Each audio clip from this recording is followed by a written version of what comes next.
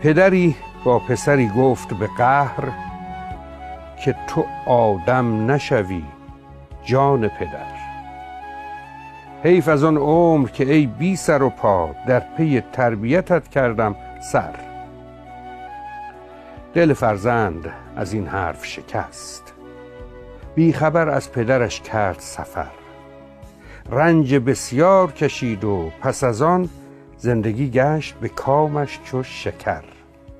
عاقبت شوکت و والایی یافت، حاکم شهر شد و صاحب زر. چند روزی بگذشت و پس از آن، امر فرمود به احضار پدر. پدرش آمد از راه دراز، نزد حاکم شد و بشناخت پسر.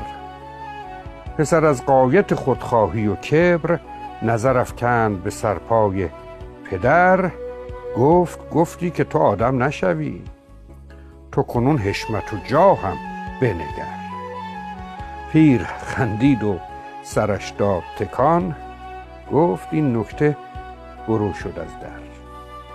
من نگفتم که تو حاکم نشوی، گفتم آدم نشوی جان پدر. بله، این نکته که آدم شدن با حاکم شدن دو چیز است، طنزیه که جامی در این متن مورد نظرش بود.